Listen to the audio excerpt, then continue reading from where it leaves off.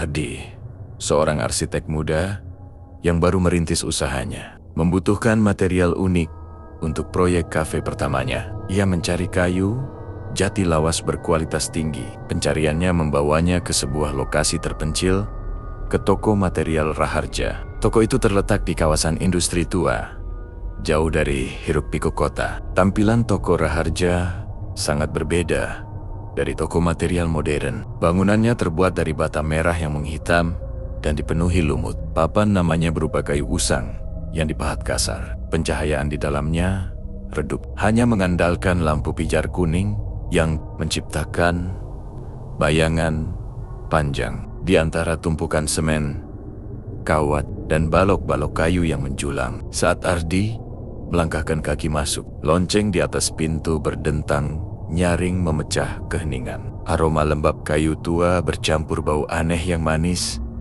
dan memuakan menyambutnya. Perasaan tidak nyaman segera muncul. Seorang pria tua kurus muncul dari balik tumpukan papan gipsum. Dia adalah Pak Jaya, pemilik toko. Matanya cekung, namun tatapannya tajam. "Mencari apa, anak muda?" tanya Pak Jaya dengan suara serak, hampir berbisik. Ardi menjelaskan kebutuhannya akan kayu jati kualitas 1. Pak Jaya mengangguk dan menunjuk ke lorong gelap di belakang. "Kayu terbaik kami ada di sana, khusus untuk pelanggan terpilih." Saat mereka berjalan, Ardi mulai mendengar bisikan aneh. Suara itu terdengar seperti rintihan banyak orang terperangkap dan memohon. "Pak Jaya, apa suara itu?" tanya Ardi, menahan rasa takutnya. Pak Jaya tidak menoleh. Ia hanya menjawab, "Suara mereka yang bekerja. Mereka memelihara kayu-kayu ini." Mereka tiba di sebuah ruangan kecil di ujung lorong. Ruangan itu hampir gelap, hanya diterangi asap tebal dari sebatang dupa. Aroma kemenyan yang kuat memenuhi ruangan. Di sana tertumpuk balok-balok kayu jati super. Kayu itu sempurna, namun permukaannya tampak berminyak dan mengilap secara tidak wajar. Ini dia, pria kayu yang terpelihara. Harganya 3 kali lipat dari harga pasaran, kata Pak Haja. Saat Ardi mendekat untuk memeriksa kualitas kayu, ia melihat simbol kecil yang terukir samar pada salah satu balok lingkaran dengan 3 garis berlekuk. Ia menyentuh kayu itu dan rasa sakit menusuk pergelangan tangannya. Ia menarik tangannya dan melihat cairan merah kental menempel di jarinya. "Saya ambil kayu ini, Pak Jaya. Saya akan kembali besok dengan truk dan uang tunai," kata Ardi. "Ia harus segera keluar dari tempat ini." "Tentu," jawab Pak Jaya tanpa menoleh. "Kami selalu menunggu kedatangan berikutnya." Saat Ardi meninggalkan toko Raharja, ia melihat ke jendela buram. Ia yakin melihat beberapa sosok kurus, pucat, dan tanpa mata berdiri diam di dalam toko, menatapnya. "Tangkap gas." Bisikan-bisikan itu seolah masih mengejarnya, merintih dan memanggil namanya. Ardi tidak sadar, dengan membeli kayu itu, ia telah menjadi bagian dari kegelapan yang menguasai toko material Raharja. Ia sudah terpilih. Pagi harinya, rasa takut dan ketidaknyamanan yang dirasakan Ardi di toko Raharja semalam perlahan menguap, digantikan oleh gairah profesional. Kayu jati yang ia dapatkan memang luar biasa. Kualitasnya jauh melampaui apapun yang pernah ia temui. Meskipun harganya mencekik hampir 300 juta rupiah, kayu itu akan menjadi jantung dari desain kafe impiannya. Ardi kembali ke toko Raharja dengan truk sewaan. Kali ini, ia membawa serta Mandor Thohir, kepala tukang yang sudah belasan tahun bekerja bersamanya. Mandor Thohir, seorang pria paruh baya yang tenang dan skeptis, adalah orang yang paling realistis di timnya. Setibanya di sana, suasana toko Raharja tidak berbeda dari malam sebelumnya, mencekam dan sunyi. Bisikan-bisikan aneh itu masih ada. Namun kali ini, Ardi berusaha keras mengabaikannya. Ia fokus pada urusan transaksi. Pak Jaya menyambut mereka dengan senyum yang sama dinginnya. Proses serah terima uang dan material berjalan cepat. Saat Mandor Thohir dan 2 orang kuli angkut mulai memindahkan balok-balok kayu, Mandor Thohir berhenti sejenak dan mengendus udara. Bau apa ini? Manis sekali, tapi kok bikin mual, bisiknya pada Ardi. Entahlah, Mandor, mungkin bau dupa Pak Jaya, jawab Ardi, berharap bisa menenangkan Mandor Thohir dan dirinya sendiri. Ketika mereka mengangkat kayu-kayu itu ke atas truk, Mandor Thohir berkomentar mengenai berat kayu yang tidak wajar. Kayu jati tua memang berat, tapi ini seolah-olah ada isinya. Beratnya seperti kayu basah, padahal ini kering sekali. Ardi hanya mengangguk, mendesak mereka untuk cepat selesai. Ia tidak ingin berlama-lama di toko itu. Sebelum pergi, Pak Jaya mendekatinya. Tatapannya lekat. Rawat kayu itu baik-baik, anak muda. Berikan perhatian yang cukup. Kayu yang terpelihara membutuhkan perhatian khusus, kata Pak Haja. Nadanya penuh makna tersembunyi. Ardi hanya mengiyakan, lantas bergegas pergi. Keesokan harinya, kayu-kayu itu sudah berada di lokasi proyek kafe. Sebuah bangunan tua yang rencananya akan direnovasi total. Mandor Thohir dan timnya segera memulai proses pengerjaan. Awalnya semua berjalan lancar.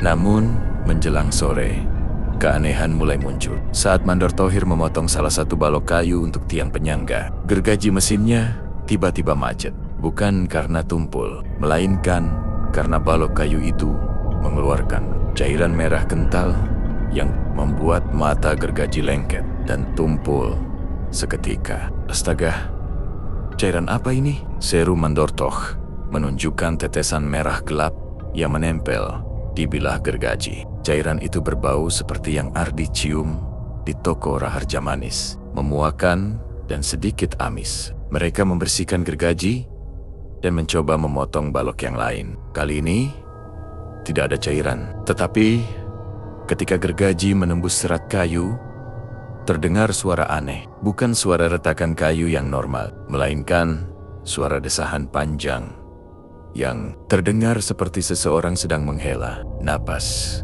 kesakitan. Semua tukang di sana saling pandang.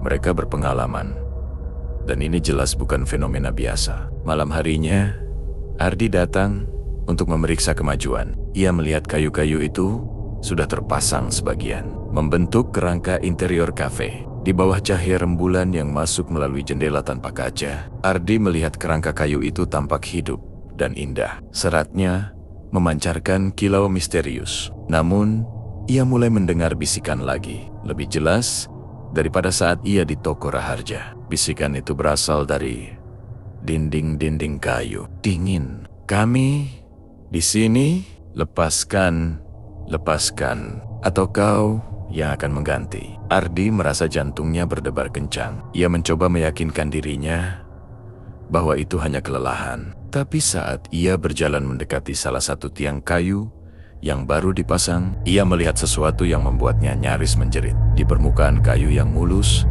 secara perlahan muncul guratan-guratan halus. Guratan-guratan itu membentuk ukiran yang sama, persis dengan yang ia lihat di toko Raharja. Lingkaran dengan 3 garis berlekuk, seperti simbol cakar, dan di samping simbol itu muncul bayangan samar, seperti jejak telapak tangan kecil yang menempel di serat kayu. Ardi menyentuh guratan itu. Permukaannya hangat, hampir panas. Ia memutuskan untuk tidak memberitahu siapapun tentang hal itu. Ia hanya perlu menyelesaikan proyek ini secepatnya. Namun, ia tahu keganjilan ini baru permulaan. Ia telah membawa sesuatu yang jahat dari toko Raharja, dan kini entitas itu mulai menuntut perhatian. Yang dijanjikan Pak Jaya, pemasangan kayu dari toko Raharja berlanjut, dan bersamaan dengan itu, suasana di lokasi proyek kafe semakin suram. Keganjilan kecil yang terjadi di awal kini berubah menjadi teror yang jelas. Para tukang mulai mengeluh, bukan lagi soal berat kayu atau bau aneh, melainkan tentang mimpi buruk yang menyerang setiap malam. Mereka semua memimpikan hal yang sama. Gudang gelap dikelilingi bisikan, dan seorang pria tua kurus yang memaksa mereka meminum cairan merah dari sebuah mangkuk kayu. Ketakutan itu paling parah dirasakan oleh Mandor Thohir. Sifatnya yang dulu skeptis kini berubah menjadi sangat tertutup dan paranoid. Suatu sore, ia menghampiri Ardi dengan wajah pucat pasi. "Di, kita harus berhenti menggunakan kayu ini," ujar Mandor Thohir. Suaranya nyaris tidak terdengar. Ardi, yang sedang memeriksa anggaran, mencoba bersikap rasional. "Kenapa, Mandor?" "Mandor, kayu ini bagus sekali. Desain kita akan sempurna. Bukan soal bagus atau tidak di kayu ini. Hidup?" bisik Mandor Thohir.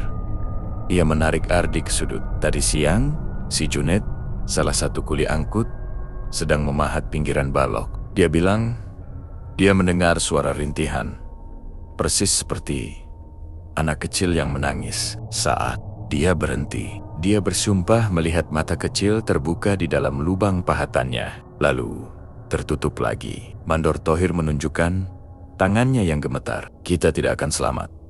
Di, kayu itu minta makan." Pak Jaya bicara soal perhatian khusus. Itu bukan soal perawatan jet, tapi soal tumbal. Ardi menolak percaya. Sebagai arsitek muda yang berorientasi sains dan logika, ia berusaha menjelaskan bahwa itu hanyalah efek halusinasi, masal akibat kelelahan dan cerita hantu yang beredar.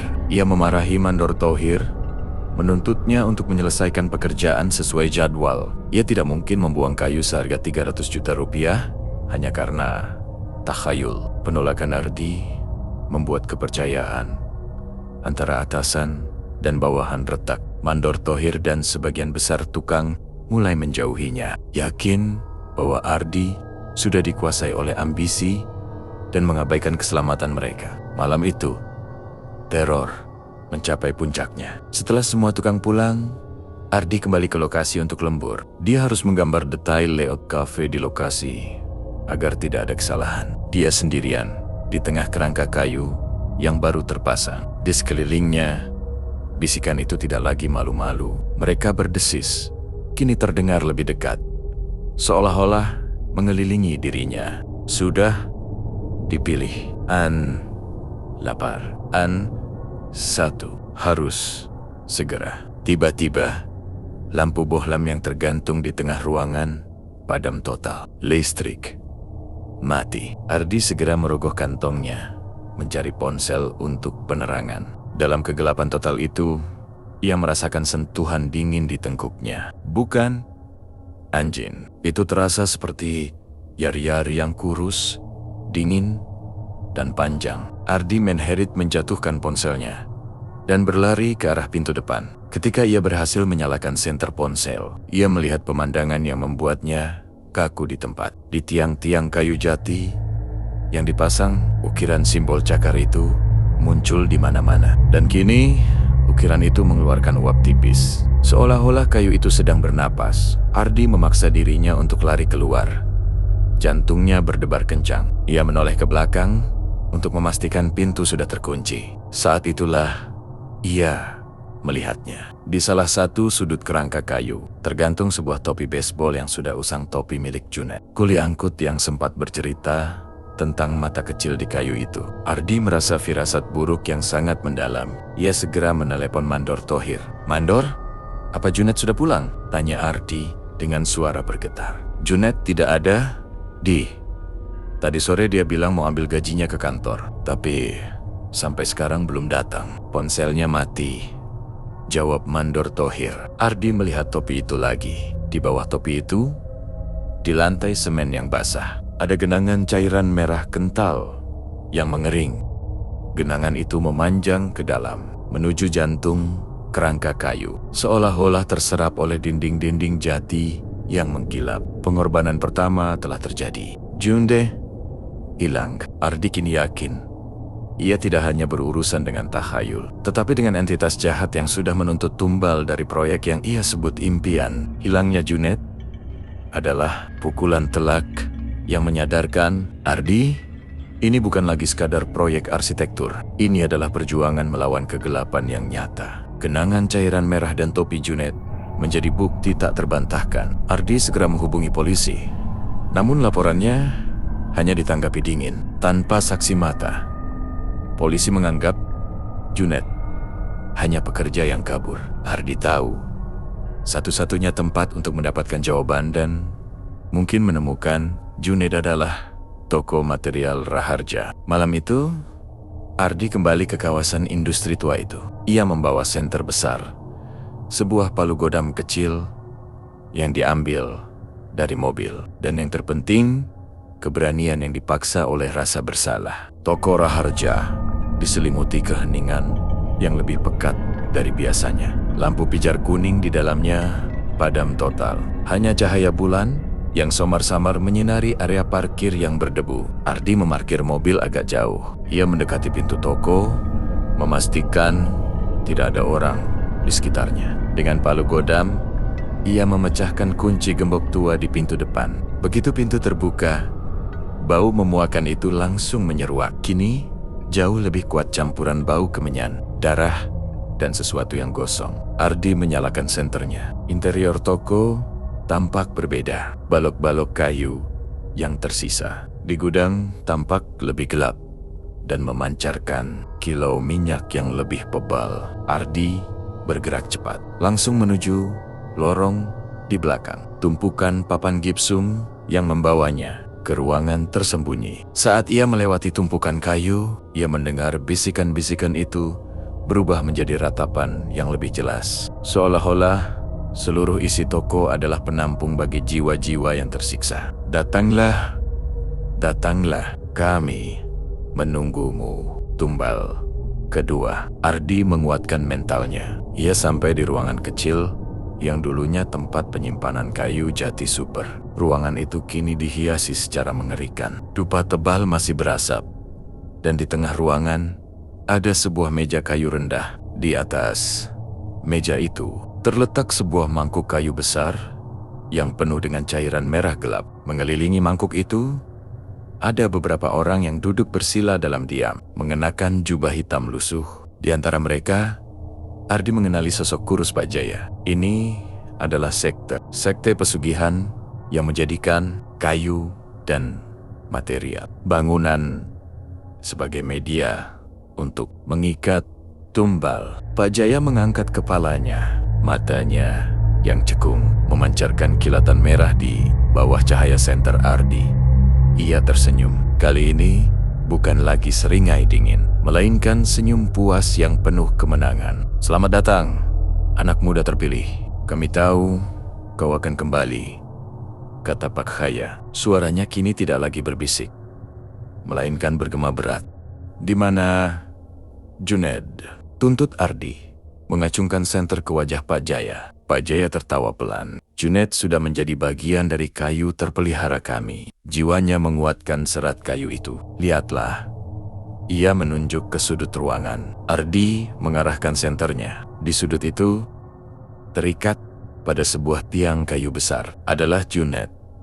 Ia masih hidup, tetapi tubuhnya kurus kering. Kulitnya pucat keabu-abuan, dan matanya kosong. Di kedua pergelangan tangannya ada luka sayatan kecil yang terus meneteskan darah ke dalam mangkuk kayu di meja. Kami membutuhkan esensi kehidupan untuk kayu-kayu kami. Itu sebabnya harganya mahal, karena kayu itu terbuat dari pengorbanan. Jelas Pak Jaya. Kau membawa kayu itu ke lokasi proyekmu. Kau membawanya pulang, dan kau memelihara Roro di dalamnya. Kau adalah pelayan kami. Anggota sekte yang lain mulai bangkit. Mereka bergerak lambat, seolah tubuh mereka sendiri adalah kayu mati yang digerakkan oleh kekuatan gaib. Ardi menyadari ia harus bertindak cepat. Ia tidak bisa melawan mereka semua. Fokusnya kini adalah Junaid dan sumber kekuatan mereka. Ardi mengangkat palu godamnya. Aku tidak akan menjadi pelayanmu. Dengan seluruh kekuatannya, Ardi mengayunkan palu godam ke meja yang menopang mangkuk berisi cairan merah. Brak! Meja dan mangkuk itu hancur berkeping-keping. Cairan merah itu tumpah ke lantai semen. Sekitar sepersekian detik setelah mangkuk pecah, Pak Jaya dan anggota sekte lainnya menjerit kesakitan. Bukan jeritan manusia, melainkan suara desisan yang menyerupai kayu yang terbakar. Tubuh mereka berguncang hebat. DAC, ARB, OD, OAC, teriak Pak Jaya. kau telah menghancurkan inti kekuatan kami. Seluruh toko material itu bereaksi. Balok-balok kayu di sekitarnya mulai berderak, seolah-olah ada sesuatu yang merangkak keluar dari dalamnya. Bisikan-bisikan itu berubah menjadi auman marah. Ardi tahu kesempatannya hanya sebentar. Ia berlari ke arah Junet dan memutus tali ikatan dengan pisau lipat. Ia memapah Junet yang lemas, sementara Pak Jaya dan sektenya sibuk meraung dan mencengkeram kepala mereka. Ardi berhasil membawa Junet keluar dari ruangan dan kembali ke lorong. Namun, saat mereka mencapai pintu keluar, Pak Jaya sudah berdiri di sana, menghalangi jalan. Di belakang Pak Jaya, bayangan hitam panjang menjulang di antara tumpukan semen, seperti makhluk raksasa yang terbuat dari debu dan kegelapan. Ardi terperangkap. Di depannya berdiri Pak Jaya yang tampak marah tak terkendali, dan di belakangnya suara derakan kayu dan erangan roh semakin mendekat. Bayangan gelap di belakang Pak Jaya kini tampak jelas. Sesosok entitas tinggi dan kurus, terbuat dari gabungan debu, serat kayu, dan kegelapan murni. Kau menghancurkan pengikat kami, anak muda. Kau akan membayar dengan nyawamu dan jiwa semua orang di proyekmu, teriak Pak Jaya. Suaranya dipenuhi kebencian yang mendalam. Pak Jaya bergerak maju dengan kecepatan yang tidak wajar untuk pria setua dirinya. Ardi dengan refleks mendorong Junet yang masih sangat lemah ke samping tumpukan sak semen. Ardi mengayunkan palu godamnya ke arah kepala Pak Jaya. Buk! Pak Jaya menghindari pukulan itu, tetapi kehilangan keseimbangan. Ardi mengambil kesempatan itu. Ia mencengkeram lengan Junet dan berlari sekuat tenaga menuju pintu yang sudah ia jebol gemboknya. Saat mereka keluar, Ardi menoleh ke belakang. Ia melihat Pak Jaya dan anggota sekte lain sudah kembali ke ruangan dalam. Mereka tidak mengejar. Mereka tampak sibuk, seperti berusaha menenangkan entitas raksasa yang kini menjulang tinggi di dalam toko. Makhluk itu mengeluarkan suara gemuruh yang membuat kaca jendela toko bergetar. Ardi memapah Junet ke mobilnya. Junet batuk lemah, tubuhnya seperti tengkorak yang dibalut kulit. Toko itu bukan hanya toko material. Bisik Junet dengan suara parau. Itu peti mati kolektif. Mereka menjual kayu yang sudah dirasuki jiwa. Mereka berhasil keluar dari kawasan industri tua itu. Dalam perjalanan menuju rumah sakit, Ardi melihat ke kaca spion mobil. Meskipun sudah sangat jauh, ia bersumpah melihat cahaya merah samar yang memancar dari jendela toko material Raharja. Seolah-olah seluruh isinya sedang terbakar dari dalam, namun tanpa asap. Setelah menyerahkan Junet kepada tim medis dengan alasan keracunan misterius, Ardi menghabiskan sisa malam itu dalam kekalutan. Ia tahu Pak Jaya benar. Dengan menghancurkan mangkuk itu, ia tidak menghentikan sekte itu, melainkan melepaskan kekuatan yang lebih besar. Keesokan paginya, Ardi harus menghadapi konsekuensi yang lebih mengerikan. Ia menerima telepon dari Mandor Thohir. Nada suara Mandor Thohir sangat panik. Cepat ke lokasi proyek. Semua hancur. Ardi bergegas ke lokasi kafe. Pemandangan yang menyambutnya adalah mimpi buruk. Bangunan kafe itu tidak terbakar, tetapi lebih buruk dari itu. Semua kayu jati yang dibeli dari toko Raharja, yang baru saja dipasang menjadi kerangka interior, kini telah berubah total. Balok-balok kayu itu tampak seperti sudah mati selama berabad-abad. Warnanya menghitam. Permukaannya ditumbuhi jamur kelabu tebal. Dan yang paling mengerikan, seluruh permukaannya retak-retak dalam pola yang menyerupai kulit kering. Kerangka kayu itu tidak lagi kokoh. Mereka melengkung, miring, dan mengeluarkan cairan hitam kental yang menetes ke lantai. Seluruh struktur interior kafe itu ambruk, menyerupai tulang belulang yang remuk. Mandor Thohir berdiri di tengah puing-puing, menatap Ardi dengan mata penuh tuduhan. Kayu ini sudah mati. Mereka tidak hancur karena dimakan rayap, tapi karena jiwa-jiwa di dalamnya pergi kata Mandor Thohir. Kini yakin 100% bahwa apa yang terjadi adalah kutukan. Tadi malam, kami semua mendengar suara aneh dari sini. Seperti tangisan lega yang bercampur raungan kemarahan. Ketika kami datang, semua sudah seperti ini. Jelasnya, Ardi mendekati salah satu balok kayu yang ambruk. Ia melihat retakan yang mengerikan itu. Retakan itu bukan retakan biasa, melainkan seperti robekan paksa. Di tengah retakan itu, ia melihat ukiran simbol cakar sekte itu. Kini simbol itu pecah, seolah ikatan yang menahannya telah putus. Dengan hancurnya kerangka interior kafe, proyek impian Ardi ikut hancur. Ia kehilangan segalanya. Uang, reputasi, dan hampir saja kehilangan nyawanya. Namun, yang terburuk belum selesai. Mandor Thohir menunjuk ke dinding semen di samping kerangka yang ambruk. Di sana, tertulis menggunakan cairan hitam kental dari kayu, sebuah pesan, kembalikan hak kami, atau kau yang akan menjadi serat kayu berikutnya. Ardi tahu, dengan menghancurkan wadah pesugihan itu, ia telah membebaskan Roro yang disekap. Tetapi ia juga menjadikan dirinya target utama. Pak Jaya dan sekte itu akan datang, menuntut balasan atas kerusakan yang telah ia timbulkan. Pesan ancaman di dinding kafe adalah titik balik bagi Ardi.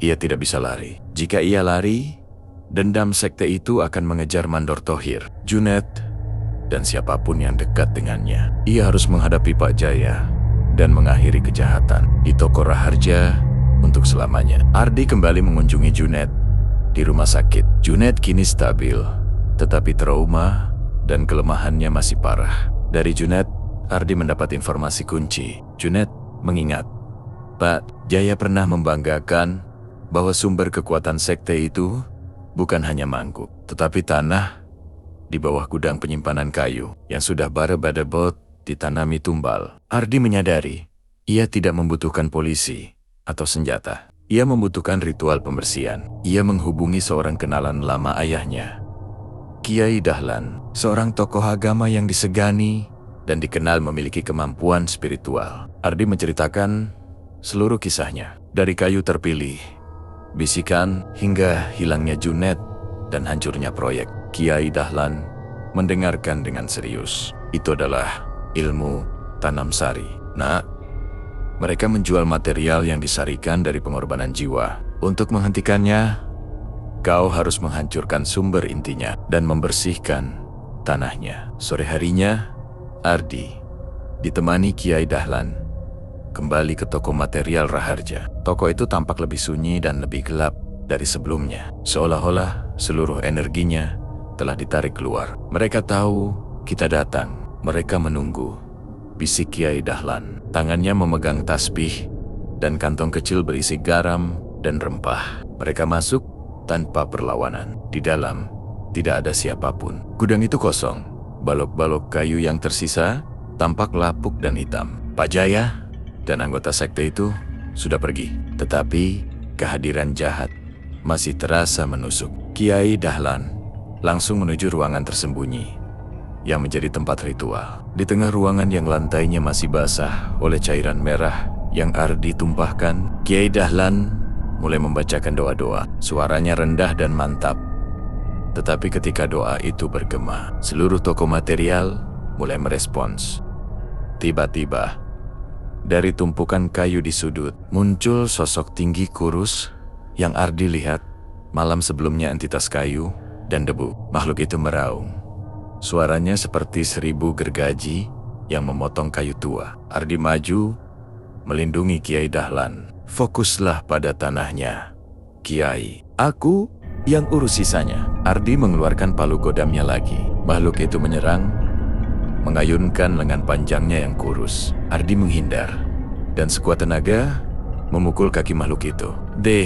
Waka! Bukan suara benturan, melainkan suara retakan kayu. Kaki entitas itu retak dan mengeluarkan serbuk kayu halus. Makhluk itu mundur kesakitan, sementara Ardi mengalihkan perhatian entitas itu. Kiai Dahlan segera menaburkan garam, rempah, dan cairan khusus ke lantai semen yang retak. Intinya, Ada di bawah sini, seru Kiai Dahlan. Ardi mengangguk. Ia mengayunkan palu godamnya dengan kekuatan penuh ke lantai. Semen di titik yang ditunjukkan Kiai Dahlan. V-R-A-K.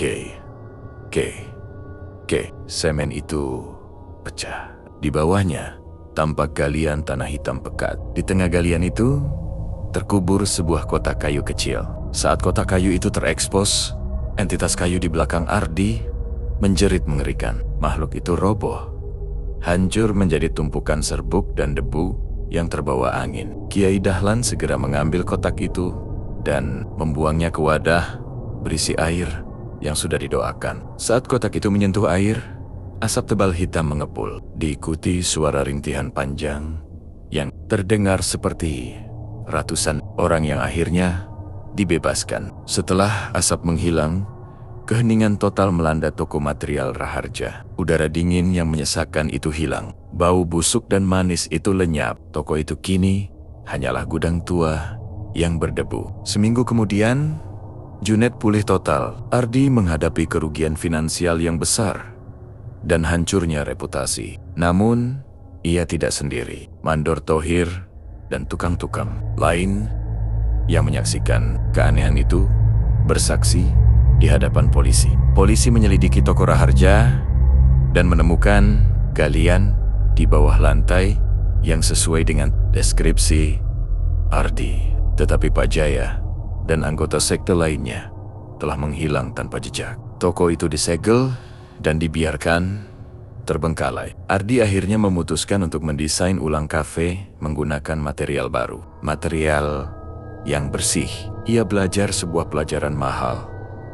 Dalam ambisi, jangan pernah mengorbankan nurani. Karena ada harga yang jauh lebih mengerikan daripada kerugian finansial, yaitu jiwa. Meskipun toko material Raharja kini hanya tinggal cerita menakutkan, Ardi tahu di luar sana mungkin sekte itu hanya berpindah tempat, mencari material baru dan menunggu pelanggan terpilih berikutnya.